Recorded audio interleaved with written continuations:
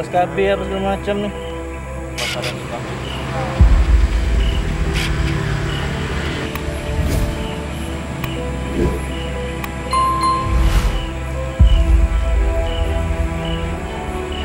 BKKBN kayaknya nih.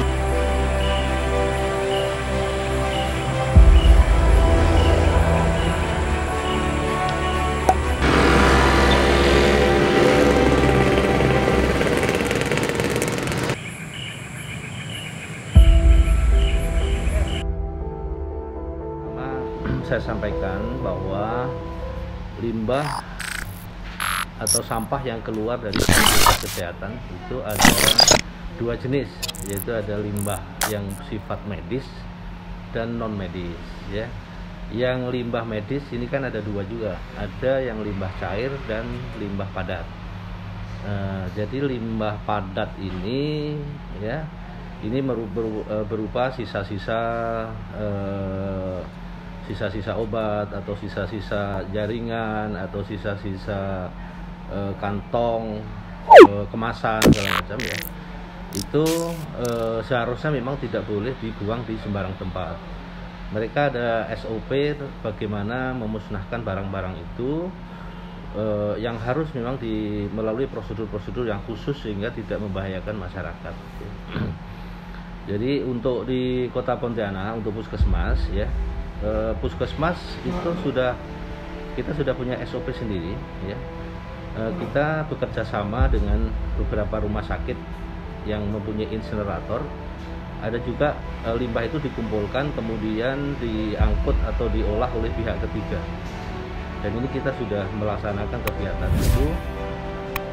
Terkait dengan limbah yang ditemukan kemarin di Jalan Karya Sosial ya, itu saat ini memang sudah ditangani oleh pihak kepolisian.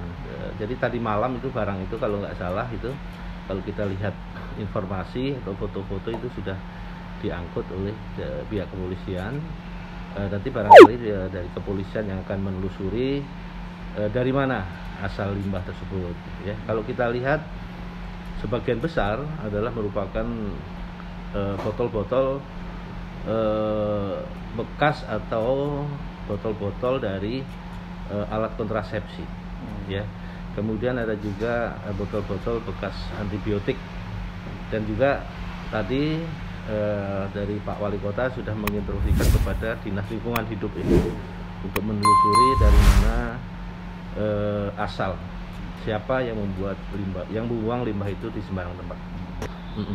Jadi ketentuannya semua limbah medis ya, di luar yang non medis. Yang non medis itu sisa makanan, sisa kertas itu boleh dibuang di TPS.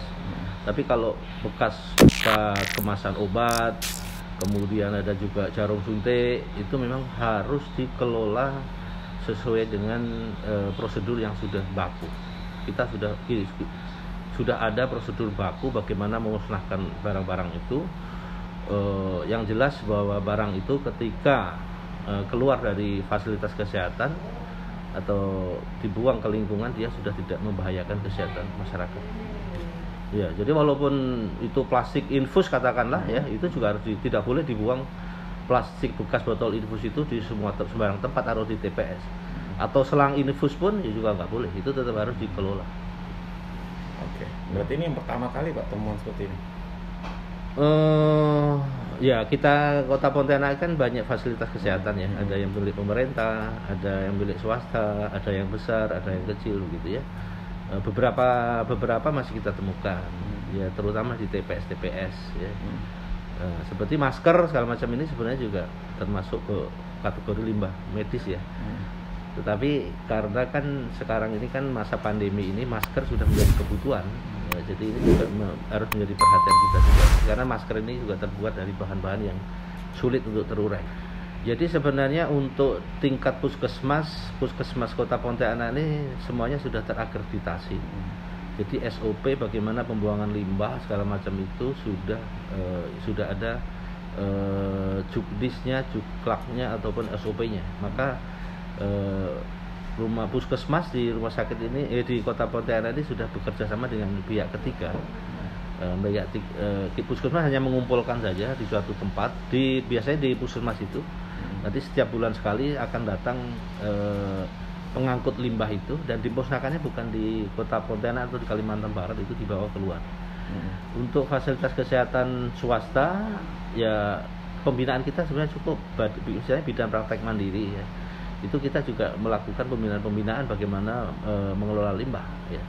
Jadi barangkali kejadian ini harus kita telusuri juga, harus kita cek juga siapa kemudian yang membuang itu ya, barangkali nanti menjadi pelajaran bagi kita semuanya. Jangan sampai terjadi lagi hal-hal semacam itu, apalagi jumlahnya cukup besar. Kalau ditotalin itu berapa banyak Pak tadi? Kalau saya belum bisa mengukur volumenya ya. Kalau kemarin dibilangnya lebih dari 1 karung apa gitu. Dibuangnya pun juga baru kemarin. Informasinya itu, saya belum bisa cek.